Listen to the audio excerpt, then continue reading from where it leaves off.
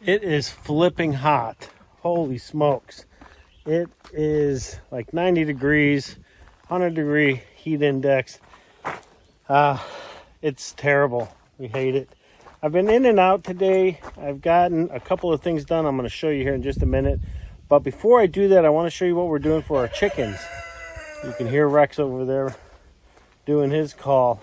With this heat, we want to make sure our chickens aren't overheating. So we've done a few things, and yeah, let's take a look. So the girls haven't been spending much time in the coop. It is a little warm in there. They've been spending most of their time out here. We have a soaker hose that we have been turning on every few hours, and as you can see, kind of drenches the ground. All the girls are underneath the tarp we put up and their umbrella, and they're all standing in that nice cool water. By putting that soaker hose in here and letting that nice cold water cool up, they're able to cool off. Now, I am dying, Jen is dying, but not a single one of our hens are panting. None of them have their beaks open. None of them show any type of heat exhaustion. They are all they're doing fantastic. So I think we may have solved the riddle on how to keep them cool, is with the soaker hose.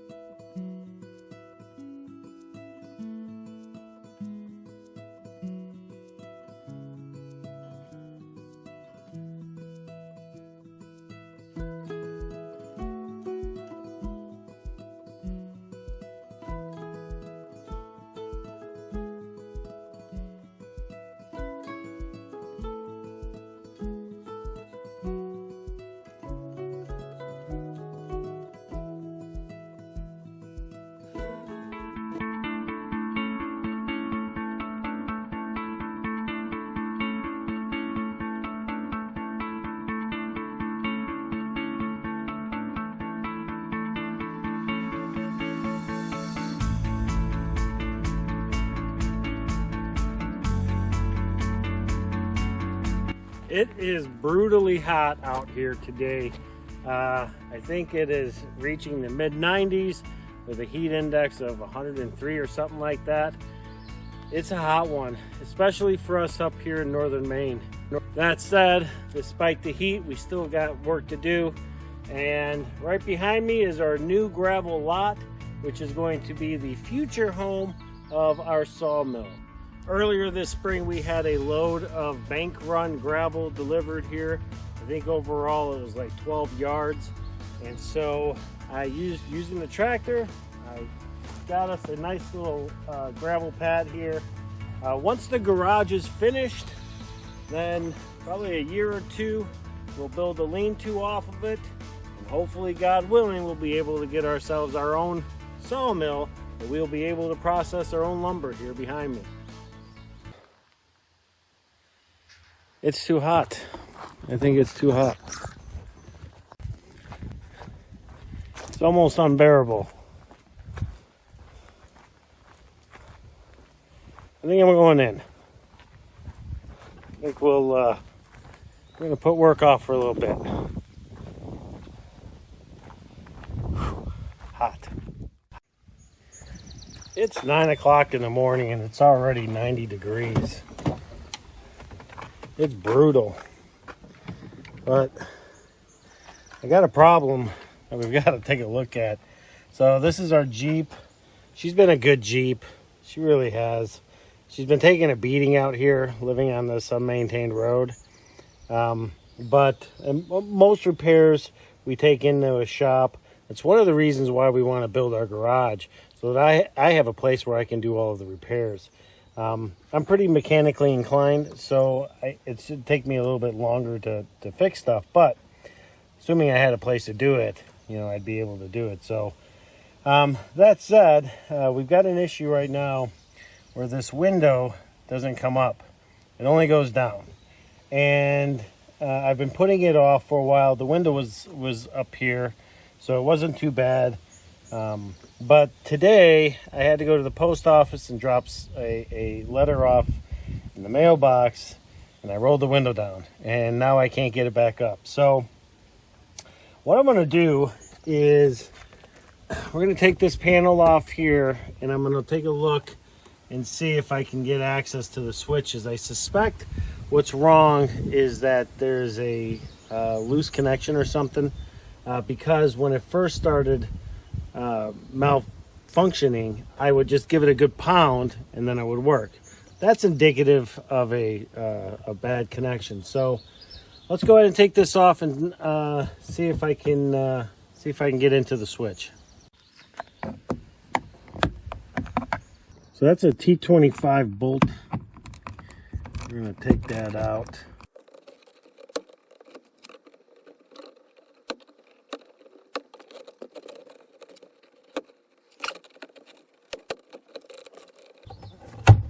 These panels are not as easy as they used to be. We'll get it nonetheless. Oh, there we go. All right, so now there's nothing obvious in here, but we're gonna go ahead and take this off. I suspect the issue is in the switch, but in order to get into the switch area, we're gonna have to take this module out. All right, so then the next step is just to pull all these screws out here. All right, so now that we have the module out, I'm going to try to get access to underneath the switch.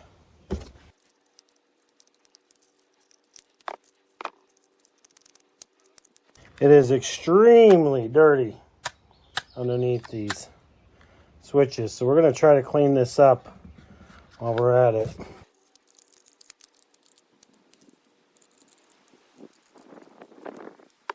So now I'm going to try to get into this portion here, because what I'm really looking for is what it looks like under that switch.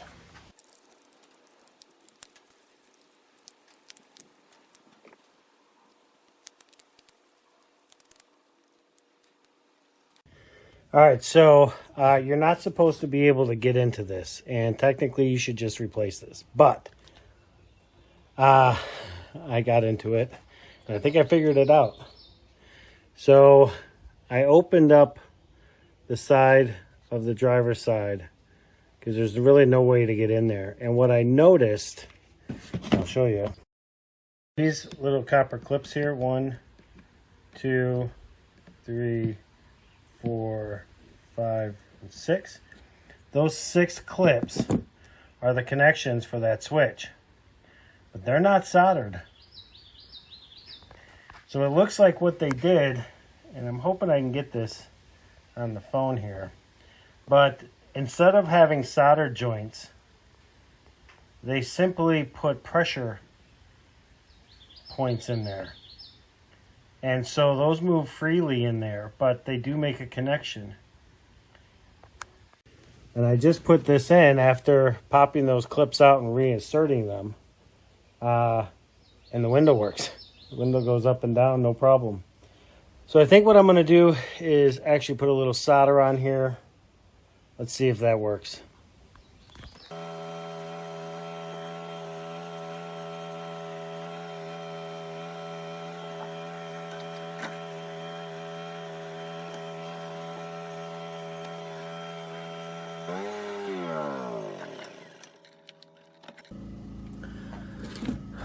All right, so they're not the best solder joints I've ever done, but I think they're gonna work. So we've got these guys right here. So let's go plug this in and see if it works.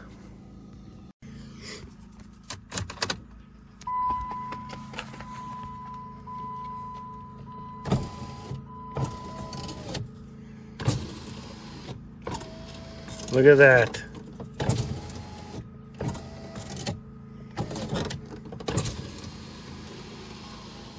Auto works. Unbelievable. Look at that. Guys, that's freaking awesome. you know, I scoured the internet looking for a way to fix that switch, knowing that it was probably just a broken connector. And everything that I saw was you had to replace the whole module. So, you know, doing a little damage to the module here is no big deal. I just needed it to see what was happening inside. So now we're going to go ahead and put everything back together. And I hope this helps anybody out there who is having the same issue that I was having.